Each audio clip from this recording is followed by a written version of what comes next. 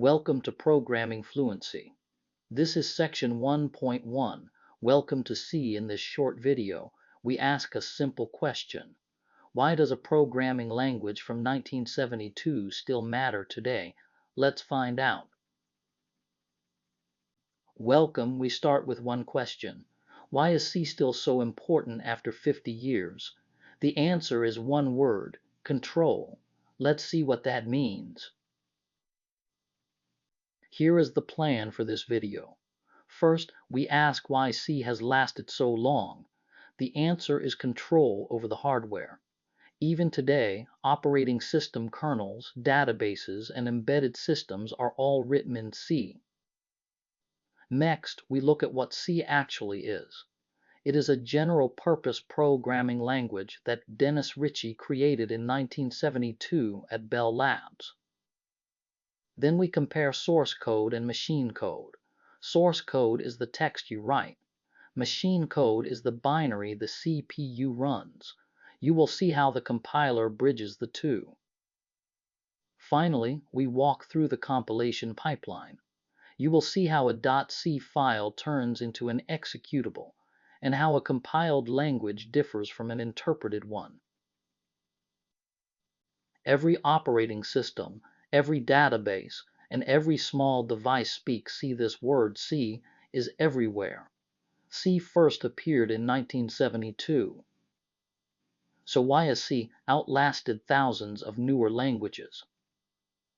The answer is one word, control. C lets you talk directly to the hardware. It does not hide how memory works, and it does not hide how the CPU runs instructions. So what is C? C is a general-purpose programming language. Dennis Ritchie created it in 1972 at Bell Labs. He built it to rewrite the Unix operating system. Unix was first written in assembly, a slow and machine-specific notation. Let's write down a simple definition. C is a general-purpose language that gives you low-level access to memory and hardware, while staying portable across different CPUs. Let's look at a small C program. Do not worry about every symbol yet. Just notice two things. A person can read it, and it is only 6 lines long. This readable text is called source code. You will write and run this exact program yourself in section 1.3. A CPU does not understand C, it understands machine code. Machine code is long sequences of ones and zeros. Each one tells the CPU to do a tiny job, like add 2 numbers. Machine code is different for each kind of CPU. Code built for an Intel chip will not run on the ARM chip in your phone. Source code is the human-readable text you write in a .c file. It uses English-like words like if, while, and return. Machine code is the binary the CPU runs directly. Source code is for people. Machine code is for CPUs. Something must bridge that gap. The bridge is a program called a compiler. It reads your .c source file. It checks it for mistakes. Then it translates it into machine code your CPU can run. The result is a standalone executable file. You can run this file on its own without the compiler. This is what makes C a compiled language. You translate the whole program first, then you run it. This picture shows the 3 stages of compiling. On the left is the source file. This is the .c file you write by hand. In the middle, the compiler reads that file and checks it for errors. On the right is the executable. This is machine code ready to run. Once it is compiled, the executable runs on its own. You only need the compiler during translation, not while the program runs. Let's trace one real example. You type the program and save it as hello.c, then you run gcc hello.c -o hello. Stage 1 is the source. Hello.c is plain text, about 95 bytes. A person can read it. A CPU cannot run it. Stage 2 is compilation. GCC reads hello.c, checks the syntax, and turns each statement into machine instructions. Stage 3 is the machine code. The file hello is now a binary. You run it with ./hello, and the CPU runs those instructions. One quick platform note. On Mac OS and Linux, you run these commands in the terminal. On Windows, use the MSYS2UCRT64 terminal you set up in section 1.2. The commands are the same. The only difference, gcc-o hello makes a file called hello.exe, which you still run with ./hello. This diagram has a gap in the middle. The source file calculator.c is 2 kilobytes of text. The program calculator is 16 kilobytes of binary. Something turned one into the other. What program does the change? The compiler, such as GCC or Clang.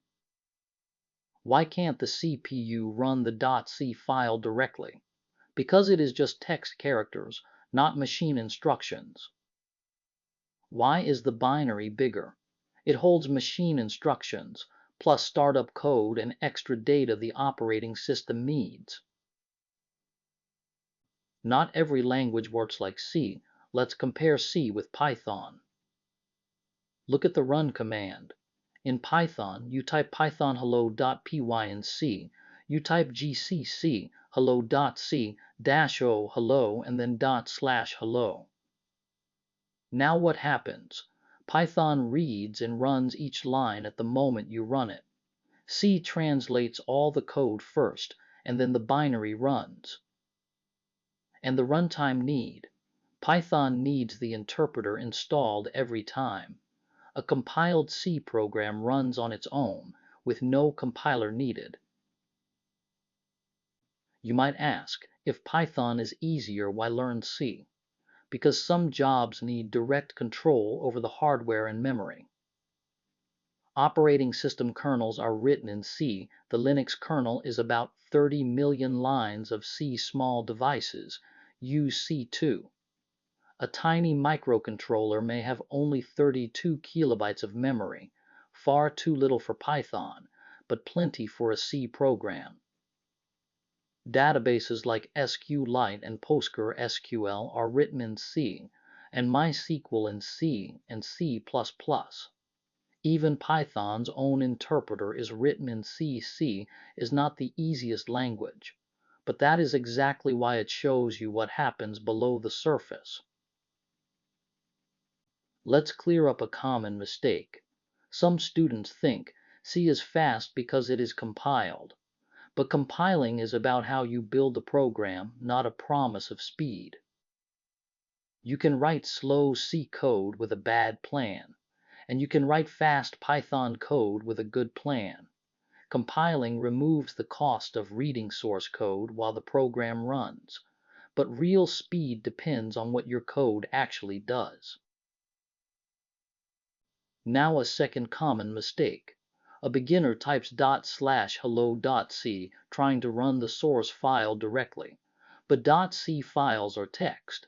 The CPU cannot run text. You must compile first, then run the binary.